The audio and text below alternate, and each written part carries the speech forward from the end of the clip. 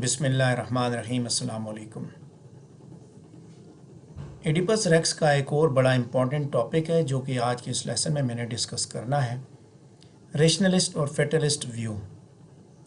Page number 39 और 40 पे मैंने इस टॉपिक को डिस्कस किया हुआ है। पेज नंबर 39 से मैं अपनी डिस्कशन को लेके आगे बढ़ूँगा।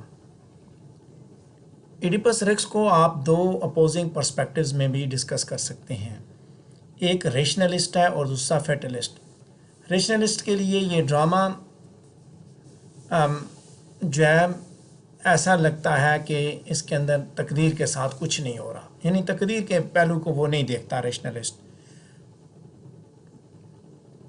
बल्कि रेशनलिस्ट ये कहता है कि ये उसकी विल पे था सब कुछ जो कुछ उसने किया। यानी कि मैं दूसरे अल्फाज में ये कह सकते हैं कि मैंने इस टॉपिक को रखा इसलिए है कि अगर आप फेट और फ्री विल को दूसरे किसी पर्सपेक्टिव में देखें, आपसे ये क्वेश्चन पूछा जाए तो आपको पता हो कि रेशनलिस्ट और फेटलिस्ट व्यू के हिसाब से भी इसको देखा जाता है। रेशनलिस्ट का मतलब ही है फ्री विल और फेटलिस्ट का मतलब है फेट, यानी कि ये दो पहलू हैं जो कि डिस्कस होंगे यहाँ पे। एक फेट पे बिलीव करता है, एक विल पे बिलीव करता है। फेट वाला कहता है कि फ्री विल का इसमें कोई किरदार नहीं है, फ्री विल वाला कहता है फेट का कोई किरदार नहीं है। दोनों अपने अपने हिसाब से ये चीज़ें बयान करते हैं, लेकिन इस ड्रामे के अंदर दोनों चीज़ें मौजूद हैं, दोनों अपना अपना हिस्सा डालती हैं। पेज नंबर 39 पे सेकंड पैराग्राफ को देखेंगे, ड्रामा के क्रूशल इंसिडेंट्स को आप देखें, इवेंट्स को देखें तो वो फेट ने प्री डिटर्मिन किए हुए हैं। देवताओं की कही हुई बातों के हिसाब से सारा ड्रामा आगे बढ़ रहा है और ये भी लगता है कि इंसान जो है वहाँ पे हालात के सामने बिल्कुल हेल्पलेस है और हालात ने उसकी डेस्टिनी को बना के रखा हुआ है। पेज नंबर 39 पे तीसरा पैराग्राफ देखेंगे कि ये कहा जाना कि कैरेक्टर ही फेट है, ये बेसिकली ये सजेस्ट करता है कि इवेंट्स, कामयाबी और खुशियाँ जो हमारी ज़िंदगी के अंदर मौजूद हैं, ये सारे के सारे हमारे अपने किरदार की वजह से ही होती हैं, यानी हमारे अपने एक्शंस की वजह से ये सारे वाक़यात रुनुमा होते हैं। हमारी ज़िंदगी में खुशियाँ, गमियाँ, तकालीफ़, उसके पीछे हमारे अपने आमाल हैं। मतलब ये कि अगर हम करप्ट हैं तो हमारी तकदीर भी करप्ट होगी और अगर हम अच्छे हैं तो हमारे कैरियर्स भी अच्छे ही होंगे। और एडिपस के मामले में वो इसलिए सफ़र करता है कि वो प्राउड था, उसे तकब्बुर था और वो फेट के बारे में बड़ा स्केप्टिकल था और उसके साथ साथ वो अपने नॉलेज और अपने एक्शन पे भी बड़ा ही ज़्यादा पुरइत्तेमाद था, हद से ज़्यादा एतमाद था उसे। दरअसल उसके एरर ऑफ जजमेंट, उसका हमाशा बेसिकली मौजूद तो था ही, लेकिन साथ साथ उसकी फेट भी थी जो कि अपना किरदार अदा करती है। अब वो लोग जो कि ये कहते हैं कि कैरेक्टर ही फेट है, इंसान का किरदार ही उसकी तकदीर बनाता है, वो तो ये कहते हैं कि जैसा किरदार है वैसे ही नताइज उसको नताइज का सामना करना पड़ता है। एडिपस का किरदार क्या था, वो ओवरविनिंग प्राइड पे बेस करता था और जितने भी कैटास्ट्रॉफिक कॉन्सिक्वेंसेस हैं उसके पीछे यही एक एलिमेंट है, उसका तकब्बुर, उसका कैरेक्टर। पेज नंबर 39 पे चौथा पैराग्राफ देखेंगे, वो लोग जो कि इस चीज़ पे यानी कि जो कि कैरेक्टर की बजाय फेट पे बिलीव करते हैं, जो फेटलिस्ट हैं, वो ये कहते हैं कि फेट इज़ कैरेक्टर। एक कहता है कैरेक्टर इज़ फेट, कि इंसान का किरदार इसकी तकदीर बनाता है। दूसरा ये कहता है तकदीर ख़ुद एक किरदार है। फेटलिस्ट कहता है तकदीर ख़ुद एक किरदार है और वे ये कहते हैं कि हमारी कामयाबी, हमारी खुशियाँ, हत्ता कि हमारा किरदार, ये सारी की सारी चीज़ें पहले से प्री डिटर्मिन्ड होती हैं। लिहाजा जिस तरह का भी किरदार हमारा हो, हम जैसे भी बन जाएं, ये सारी चीज़ें हमारी तकदीर ने पहले से लिखी हुई होती हैं, जो कुछ हम बन रहे हैं। यही ट्रेडिशनल आइडिया जो है डिटर्मिनिज़म का, इसको मुख्तलिफ़ क्रिटिक्स ने ड्रामेटिक क्रिटिज़म में रखा और उसने रियल लाइफ्स को देखा और कि किस तरह वो कंट्रोल की जाती हैं और फेट किस तरह उसको डिसाइड करती है। डिटर्मिनिस्ट यही समझते हैं कि हमारी जो हकीकी ज़िंदगी है उसको भी तकदीर ने कंट्रोल किया हुआ है, तकदीर एक किरदार की सूरत में है। ये फेटलिस्ट हैं कि जो बेसिकली कंजर्वेटिव और इर्रेशनल समझे जाते हैं, लेकिन उनके नज़दीक جو لوگ ایڈیپس ریکس کو پڑھتے ہیں یہ ایشو اتنا یعنی کہ کاکش اور ریشنلسٹ نہیں ہے، بلکہ وہ کہتے ہیں کہ یہ ریشنلزم جو ہے ایک سیکنڈ تھاٹ ہے، ایک دوسرا اوپینین تو ہے، لیکن تقدیر ایک کردار ہے جو کہ ان سب کے ڈیسٹنی کو کنٹرول کیے بیٹھا ہے۔ پیج نمبر 39 پہ 4 پیراگراف ڈسکس کر چکا ہوں، 5ویں پیراگراف کی بات کرتے ہیں۔ یہاں ڈسکس کریں گے ابھی ہم ریشنلسٹک ویو کے بارے میں، کہ اگر ہم ریشنلسٹک کے اوپر بات کریں یا پرابیبل نیچر کے اوپر بات کریں تو ہم فیٹلسٹ گروپ سے تعلق رکھتے ہیں، یعنی کہ ایڈیپس اور لیاس کی مت کے حساب سے اگر آپ بات کرتے ہیں ریشنلسٹوں کے، تو ہمیں ڈیسٹنی کی جو فور کاسٹنگ ہے لیاس کی اور اس کے بیٹے کی ڈیسٹنی کی فور کاسٹنگ، ان چیزوں پہ اگر ہم دوسری طرف بلیو کرنا شروع کر دیں تو پھر ہم بیسیکلی فیٹ کے پرائمری رول پہ بلیو کرنا شروع ہو چکے ہیں کہ فیٹ ایز این ایجنٹ کام کر رہا ہے اور یہ لوگوں کی زندگیوں کو نہ صرف کنٹرول کرتا ہے بلکہ انہیں ڈٹرمن بھی کرتا ہے، لہٰذا ان کا کردار کچھ نہیں بلکہ ان کی اپنی ہی ڈیسٹنیز کو انفولڈ کرتا ہے۔ اسی طرح ہمارا بھی کردار چل رہا ہے۔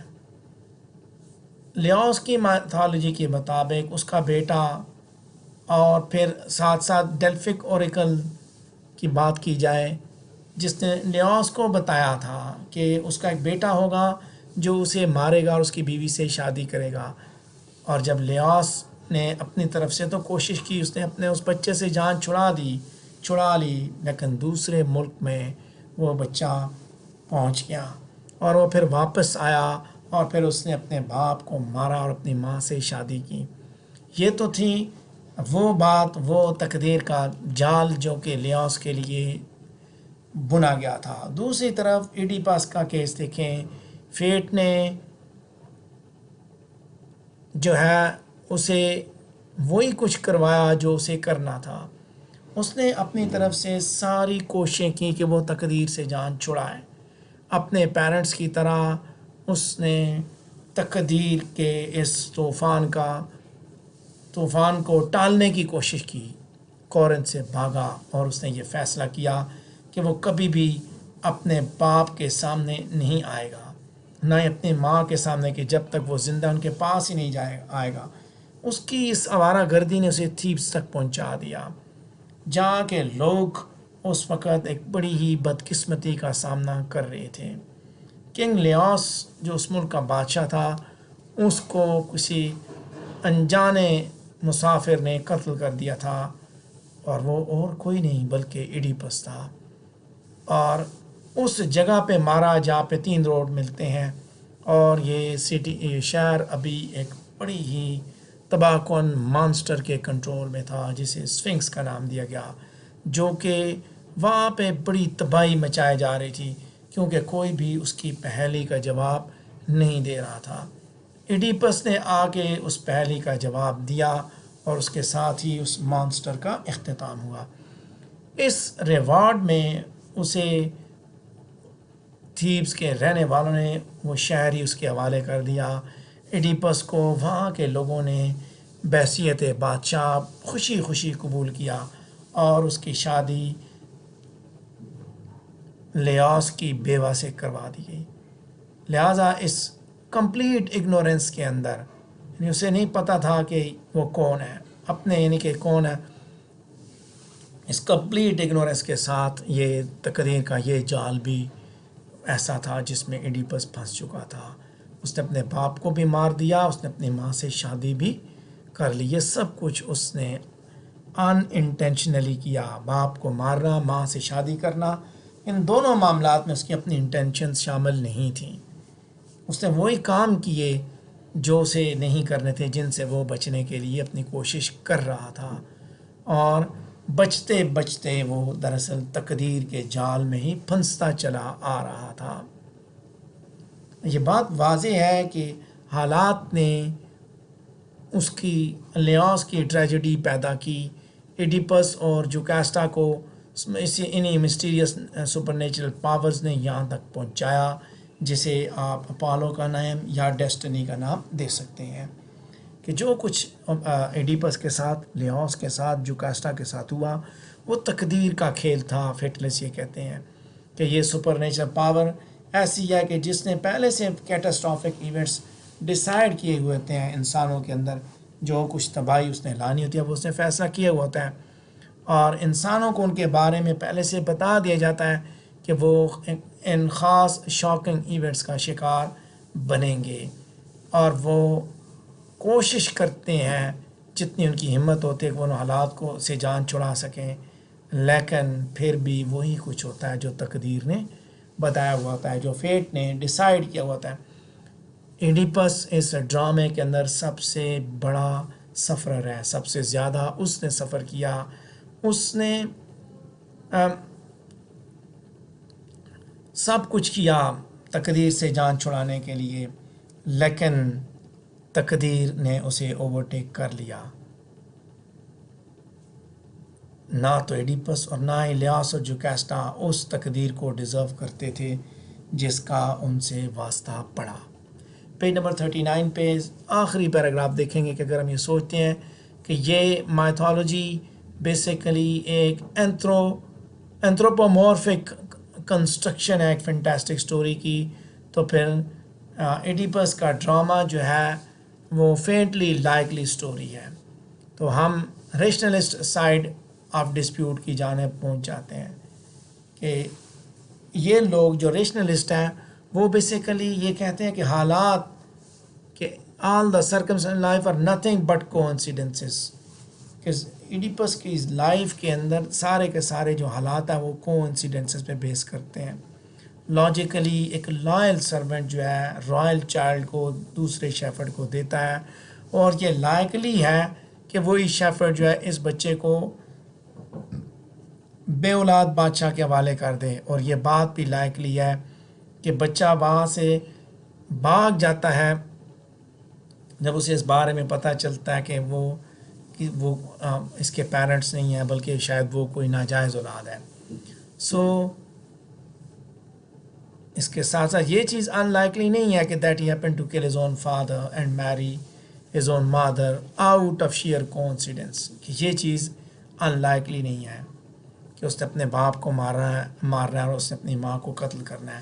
لائف جو ہے وہ بڑے پیمانے پہ چانسز پہ مبنی ہوتی ہے، لیکن چانسز ہی مل کے کوئی تھیری فارمولیٹ نہیں کر سکتے. ایڈیپس کے کیس میں 1 ملین پاسبلٹیز ہیں میتھمیٹیکل پروبیبلٹی کی، اور حقیقت یہ ہے کہ پروفیسی جو ہے کوانسیڈنس کی وجہ سے ہی سچی ثابت ہوئی، اور انفائنائٹ کیسز جو پروفیسیز کے ہیں وہ ان کے بارے میں یعنی کہ کہا جاتا ہے کہ بہت سے ایسے کیسز ہیں جو کہ جھوٹے بھی ثابت ہوتے ہیں. فیٹلسٹ اپنے حساب سے دیکھتا ہے، ریشنلسٹ اپنے حساب سے دیکھتا ہے. پیج نمبر 39 پہ سارے پیراگراف میں نے ڈسکس کیے. پیج نمبر 40 پہ پہنچیں گے جہاں پہ پہلا پیراگراف ہے اور کافی لینتھی پیراگراف ہے کہ جب ہم اپنے arguments rational side of debate پہ دیکھتے ہیں تو ہمیں ایک کلوزر لک ملتی ہے ایڈیپس کے کردار کی، کہ کس طرح کا کردار ایک ٹریجک ہیرو ہے. ارسطاٹل نے اپنا نظریہ یہ پیش کیا تھا کہ ٹریجک ہیرو ایک ایسا آدمی ہونا چاہیے جو کہ ہائیلی اسٹیمڈ اور پراسپیرس ہو، جو مس فارچون کا شکار ہو، بدقسمتی کا شکار ہو، اور اس کے پیچھے اس کے کردار کے اندر کوئی سنجیدہ نوعیت کی خامی ہو. یقیناً اس میں کوئی شک نہیں ہے کہ ایڈیپس کے اندر ساری کی ساری اسینشیل گڈنس ہے. بہترین رولر ہے، اپنے شہر کے باسیوں کا بہترین حکمران ہے، خیال رکھنے والا حکمران ہے، ایک اچھا ایماندار ایڈمنسٹریٹر ہے، اس کے ساتھ ساتھ ایک آؤٹ اسٹینڈنگ انٹلیکچوئل بھی ہے. اور اس کی اصل کیئر اپنی کیئر نہیں ہے بلکہ وہ اپنی اسٹیٹ کے لوگوں کی خدمت کرتا ہے، ان کی کیئر کرتا ہے، ان کی دیکھ بھال کرتا ہے. لوگ اس کی جانب ایک سیویئر کی صورت میں دیکھتے ہیں، اسے اپنا سیویئر سمجھتے ہیں، اور he is a man only short of being a good itself. اسے لوگ اس کی رسپیکٹ کرتے ہیں، ایڈور کرتے ہیں، اس کی پوجا کرتے ہیں، آرتھوڈکس سینس میں وہ ریلیجیس بھی ہے، اوریکلس پہ بلیو کرتا ہے، فیملی کے بانڈز کی عزت کرتا ہے، وہ امپیورٹی اور امپیونٹی کو نفرت کی نگاہ سے دیکھتا ہے۔ اس ڈرامے کی شروع میں ہمیں یہ فیلنگ، یہ احساس بھی ملتا ہے کہ ایڈیپس ایک آئیڈیل کنگ ہے، اور اس طرح کا آدمی جب سیڈ فیس ایسی تقدیر کا سامنا کرتا ہے جس کا وہ حقدار نہیں ہے، تو پھر یہ ہمارے لیے انتہائی تکلیف دہ سچویشن ہے۔ ایڈیپس تاہم ایک پرفیکٹ آدمی نہیں ہے، گو کہ وہ ایک پرفیکٹ بادشاہ ہے، اور حتیٰ کہ وہ ایک پرفیکٹ بادشاہ بھی نہیں، یعنی کہ کوئی نہ کوئی غلطی اس کے اندر بھی ہے، کہ وہ بھی ایک امارشا کا شکار ہوتا ہے، جو کہ اس کے اندر کیونکہ وہی چیز، اس کے کردار کی وہی خامی دراصل دیوتاؤں کے اندر اس کے لیے جو ناراضگی اس کو پیدا کرنے کی وجہ بنتی ہے، کیونکہ وہ ہارٹ ٹیمپرڈ ہے، ریشڈ ہے، ہیسٹی انفارمنگ ججمنٹس ہے، کہ لوگوں کے بارے میں اوپینین کریٹ کرنے کے معاملے میں جلد باز بھی ہے۔ اس کے کردار کی ایسی خامیاں ہیں جو کہ اس کی تباہی تک لے کے جاتے ہیں۔ آسانی سے اسے بھڑکایا جا سکتا ہے، گو کہ وہ وقتی طور پہ ہوتا ہے، لیکن بھڑکایا جا سکتا ہے۔ ڈرامے کے شروع میں ٹریسیا کے ساتھ جو اس کا رویہ ہے، آپ اسے دیکھ سکتے ہیں، اور کہ پہلے وہ عزت کرتا ہے اس کی، اور پھر وہ اپنے جذبات پہ کنٹرول نہیں کر پاتا، اور وہ بڑے ہی انسلٹنگ انداز میں ٹریسیا سے بات کرتا ہے، اور اسے وہ کریون کے ساتھ مل کے اپنے خلاف سازش کرنے کا الزام دیتا ہے۔ اس کے بعد اگلی بات جو ایڈیپس کا جو اگلا سٹیپ ہے، کہ وہ کریون کو سزائے موت جب سناتا ہے، تو یہ بھی اس کی ریشنس اور آربیٹرینس کو دکھاتی ہیں۔ یہ ساری چیزیں یہ دکھاتی ہیں کہ ایڈیپس ایک فلالیس کردار کا آدمی نہیں ہے، اور نہ ہی وہ خامیوں سے پاک ہے۔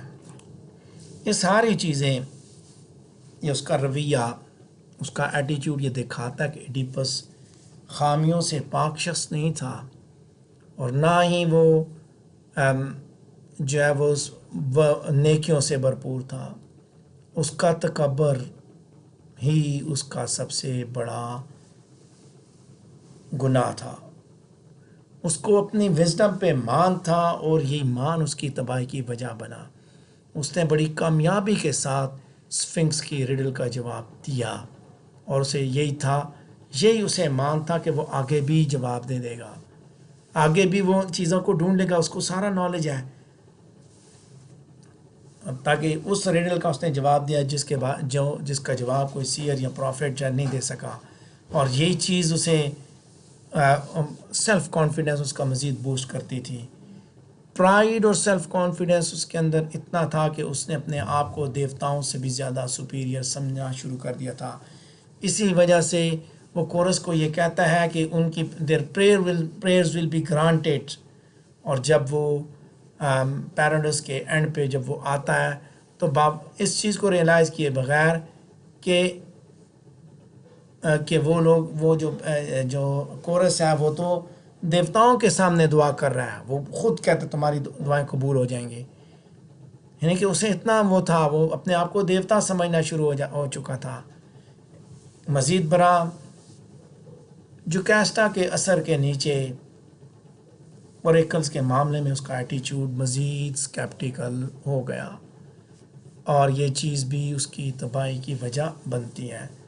اب یہ کہہ سکتے ہیں کہ اگر ایڈیپس ہارٹ ٹیمپر نہ ہوتا تو اس کی لڑائی اس روڈ پہ کسی کے ساتھ نہ ہوتی، اور وہ اپنے باپ کو شاید نہ قتل کرتا۔ سملرلی اگر وہ زیادہ محتاط ہوتا تو وہ اس عورت سے شادی نہ کرتا جو اس کی ماں کی عمر کی تھی۔ آفٹر آل ان دونوں معاملات میں اس کے اوپر کوئی زبردستی نہیں تھی، نہ تو اسے کسی نے مجبور کیا تھا کہ وہ لڑائی کرے، اور نہ اسے کسی نے کمپلشن دی تھی کہ وہ شادی کرے۔ دونوں چیزیں، یعنی اس باپ کو مارنا، ماں سے شادی کرنا، یہ دونوں کے دونوں اس کے کردار کے ڈیفیکٹس کو ہی دکھاتے ہیں، اور مزید یہ بھی ریکگنائز کی جاتا ہے کہ کہ جو پروناؤنسمنٹس تھیں اوریکلز کی وہ بھی اناسکیپیبل تھیں. جو کچھ اوریکلز نے بتایا تھا وہ ناگزیر تھا، اسے ہونا تھا. اگر حتیٰ کہ اگر اس نے پریکاشنز لیے بھی یاد ہوتے جو میں نے دیکھے ہم نے بتائے، پھر بھی یہ پروفیسی فلفل ہونی تھی. اوریکل کی جو کنڈیشن تھی پریڈکشن تھی وہ انکنڈیشنل تھی. اس نے یہ نہیں کہا کہ ایڈیپس نے یہ کام کیا تو وہ اپنے باپ کو مارے گا اور ماں سے شادی کرے گا. اوریکل نے صرف اتنا ہی کہا کہ وہ اپنے باپ کو قتل کر سکتا ہے اور اپنی ماں سے شادی کر سکتا ہے، اور جو کچھ اس نے کہا وہ کچھ ہونا تھا، اور اس سے ایڈیپس بچ سکتا تھا اگر وہ اس سے بچنے کے لیے اوریکل سے ہی مشورہ لیتا، ادھر سے ہی گائیڈ لائن لیتا. پیج نمبر 40 پہ سیکنڈ لاسٹ پیراگراف کو دیکھیں گے. ڈراماٹسٹ کے پوائنٹ آف ویو سے جب ہم دیکھتے ہیں کہ کس طرح وہ کریکٹرز کو ایمفیسائز کرتا ہے ڈائلاگ کے اندر، ہمیں پتہ چلتا ہے کہ ایڈیپس جو ہے پریزمپشن اور ایروگنس کا گلٹی تھا.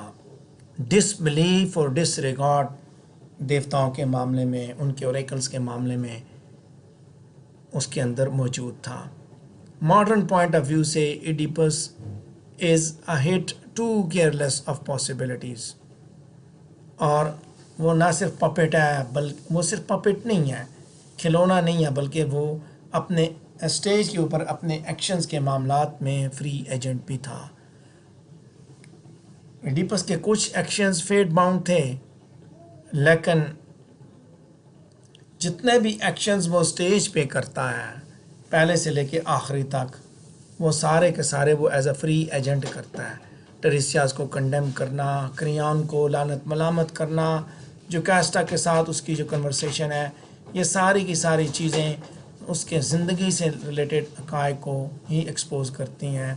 اور جیسے ہی وہ اس نے جو کیسٹا سے جس طرح وہ جانتا ہے، پتہ کرتا ہے چیزوں کو اپنے ماضی کے بارے میں، پھر وہ جو انویسٹیگیشن کرتا ہے باوجود اس کے کہ اس کو منع کیا، جو کیسٹا نے بھی تھی بن چیڈور نے بھی، پھر بھی اس نے اپنی انویسٹیگیشن جاری رکھی. یہ وہ چیزیں جو کہ اس کے کردار کی خامیاں تھیں. جو کچھ ڈرامے کے اندر ہوا وہ سارے کا سارا جو ہم دیکھتے ہیں، جو ہمیں لوگوں کی باتوں سے پتہ چلتا ہے، وہ فیٹ کا کھیلا ہوا کھیل تھا. جو کچھ وہ کر رہا ہے وہ سارے کا سارا اس کے اپنے اعمال ہیں. اس ڈرامے کے اوپر فیٹ اور کریکٹر کے معاملے میں اسی لیے زیادہ ڈیبیٹ کی جاتی ہے کہ ڈرامہ اگر آپ دیکھیں تو وہاں اس کا کردار ہی نظر آ رہا ہے، لیکن جب باتوں کے بارے میں علم ہوتا ہے اور کیا کیا ہوا تو اس کے پیچھے فیٹ کا کھیل نظر آتا ہے جو چل رہا ہے.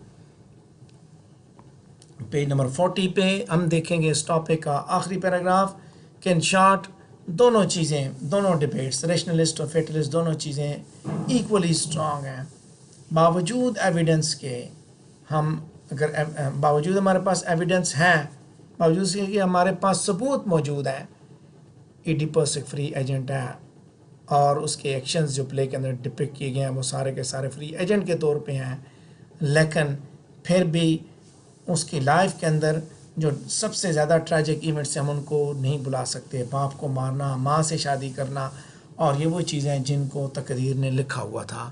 انیویٹیبلی یہ سب کچھ ہونا تھا، لہذا فیٹ کی ذمہ داری کو بھی آپ ڈینائی نہیں کر سکتے.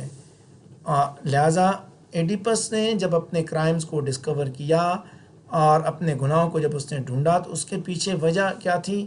اس کے اپنی فطرت کی مجبوریاں. فطرتاً وہ ایسا آدمی تھا کہ وہ چیزوں کو، وہ سچ کو جاننا چاہتا تھا. ریئل ٹریجڈی اسی چیز میں ہے، اس ڈسکوری میں ہے جو کہ اس کے اپنے کردار کی اس ٹریٹ کی وجہ سے ہے. اگر وہ سچ کو نہ ڈھونڈتا تو وہ پھر اس بلسفل اگنورنس کی زندگی گزارتا رہتا اور کبھی بھی یہ ٹریجڈی وقوع پذیر نہ ہوتی. لہذا ایڈیپس کا جو کردار ہے اس کے اندر جہاں ڈیسٹنی نے اپنا رول ادا کیا، وہیں فیٹ نے، وہیں کریکٹر نے بھی اپنا رول ادا کیا. اور سوفوکلیز کے جو ideas of punishment for the arrogant against the gods تھے وہ بھی اس نے پیش کر دیے.